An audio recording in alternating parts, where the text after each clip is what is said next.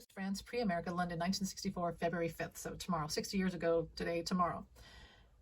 This is from the website DM Beatles.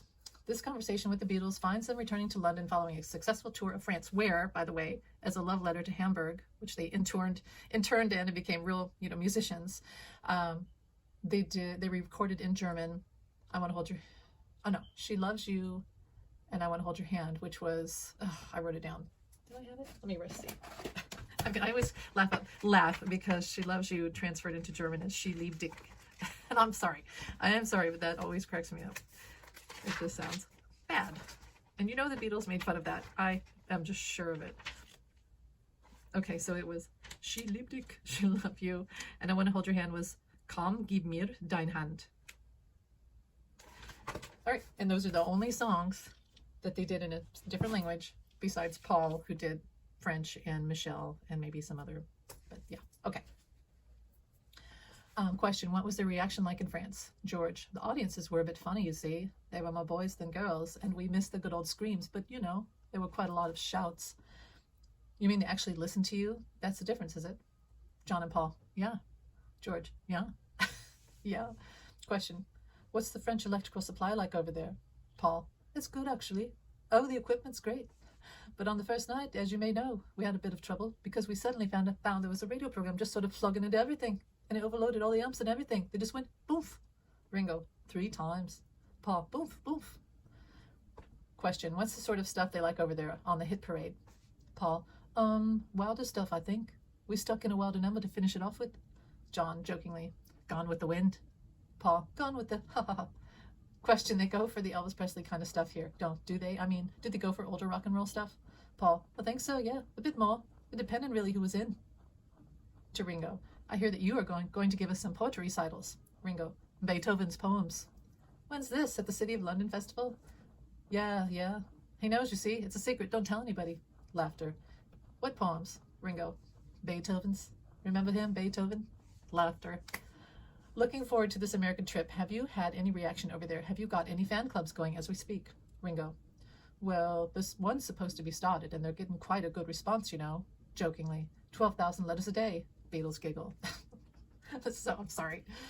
Question, but the Beatle movement's going over there. Ringo, yeah. Jokingly, so you needn't be a Beatle booster, folks. I don't know what that means. I think a Beatles booster was a fan club.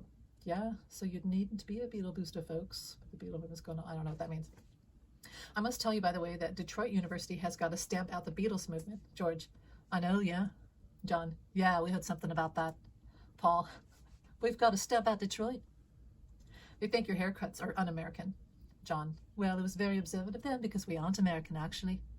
Paul, true that. John, true. I'm just terrible. Please don't laugh at me. I know that's just awful. But I love that. I love that because, like their interviews that you could read or watch, there's a lot of them on YouTube, especially there's a certain few that are really prominent. The way that the Beatles would always answer jokingly, but just honestly. They were always very honest, but yeah, funny and willing to sit and talk.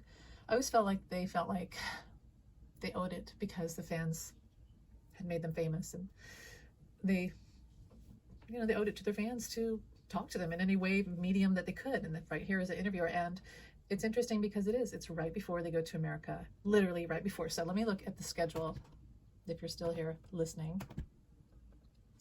That was Wednesday, the 5th of February, 1964.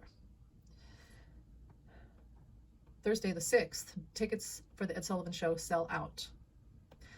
And then the 7th is when they go to America. So here we are, we're the 4th. So it's going to be this Wednesday will be the anniversary of when the Beatles arrive in America. Press conference at the Heathrow Airport. The Beatles and Brian leave from London to New York. Arrival at the U.S. for a 10-day tour, 10 days. At the Kennedy Airport, it was Kennedy, New York. Press conference at the Kennedy Airport. The Beatles are taken to the Plaza Hotel. Photographer Deso Hoffman is with them at both airports and during the flight. George gets a flu. That's right, he gets flu. He does get better though. Anyway, yeah, stay tuned. We will talk about this. Maybe I can learn how to do clips and things like that. I just thought I would make a stupid video and you guys could listen and just have fun. I'll tell you what the Beatles albums are. In the UK, they already have With the Beatles, the album with all the shadow half faces, half moon, half shadow face. I Want to Hold Your Hand is number 1. She Loves You, Please Please Me, and Nevermind, Love Me Do, and all that. That's still going to come out, and it's just, it was over. After that in America, it's over. And then, as you know, Capitol Records cut up everything, thus the famous Baby Parts Don't Ask album.